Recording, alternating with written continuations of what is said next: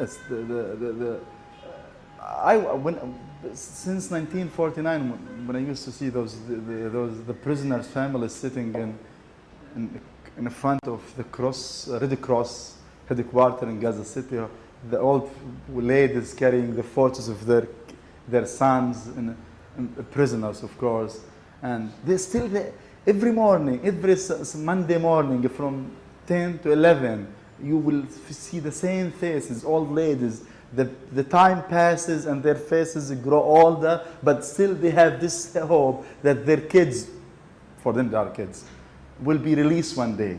And they demonstrate against the Israeli measures against of imprisoning their kids and preventing them from visiting them. Some of them, they didn't visit their boys or their sons for like 10 years, some of them. So I was fascinated by this ability to have hope. However, they realized that the Red Cross will not release their sons. And they realized that the peace deals didn't get them sons out. And they realized that by demonstrating or sitting in, their kids will not be released. But they still have this hope. This is what I call in my short story, hopeless hope. It's not about dichotomy. Rather, it's about this ability to see hope, even if hope doesn't exist.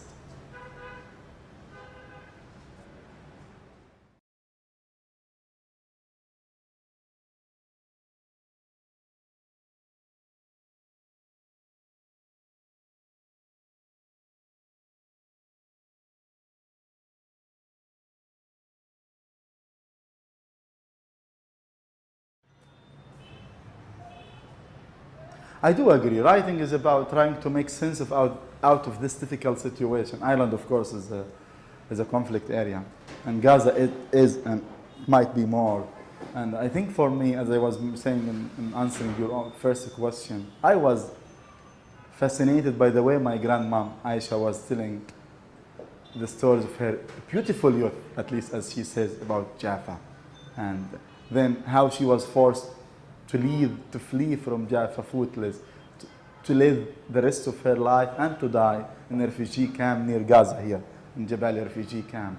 And I think this kind of a grief is what I'm trying to capture, at least in the novel I'm trying to write about the period of what we call post-Nakba time. I mean the time after the Palestinian people were forced to leave their country in 1948.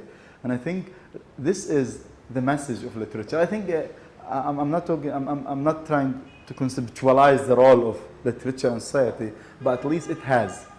When the people read my stories or read the stories of others, the first thing they ask, what is it about? Because they want to see their life in those stories. And I think the people, normal people, they like to see their own lives or their own stories within this story. And this is why novel is very much important in a context like Palestinians, because it can tell the stories of this. At the same time, it's not my mission to write the story of the people, because I'm not a historian, I'm not a sociologist, I'm not a political scientist writing about the people's life. Rather, I'm trying to remake bits and pieces from the life surrounding me in order at least, because I'm not saying I'm loyal to the place where I grew up or survived, but at least I was touched by the stories of the refugees who were telling stories about their suffering, about their memories, about their dreams at the same time. And I'm very touched with even the dreams of my students in the university.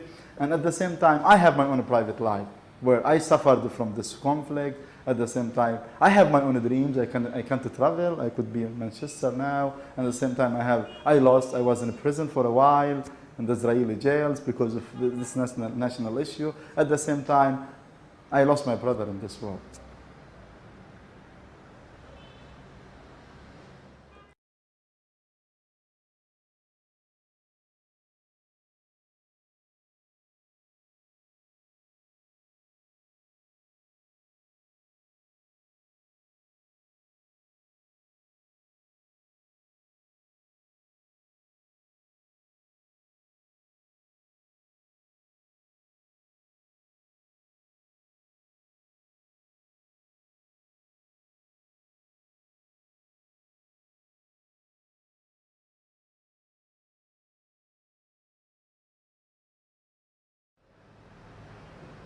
It's not about heroism.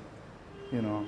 But it's rather about how conflict and national feelings affect on the characters. It's true, Darwish, he didn't accept, at the end, that Darwish, even with the pressure of the young man, the journalist on him, he didn't accept to repeat or to act, as he says, the moment of his grief.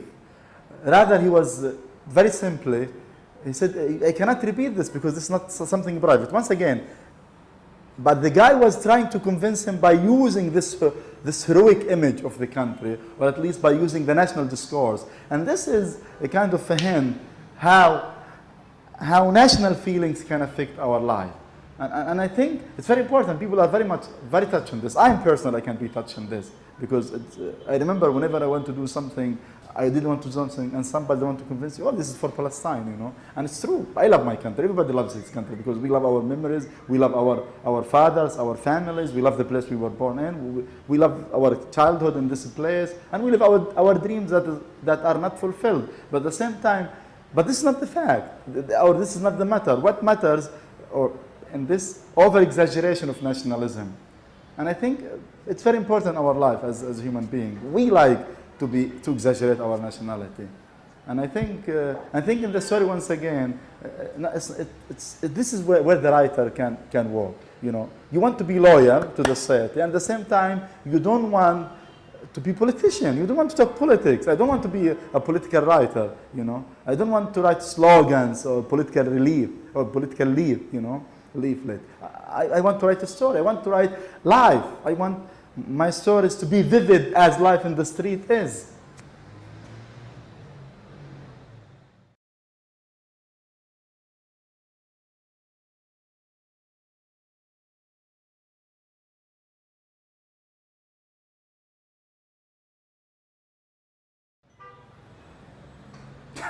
And you know, I'm not a political activist to tell how the people can, you know, support the Palestinian, but I think the Palestinian cause is just enough, you know. I don't know. The Palestinians, they don't ask for the moon, as my mother, Amna, she used to say. You know, we don't, she was, and this was portrayed in the story, the time of the portrait. She wanted her kids to be out of prison. That's it. She doesn't want heaven, you know. She was asking that her kid is released, you know, and she supported peace for this sake. And this is portrayed in the story.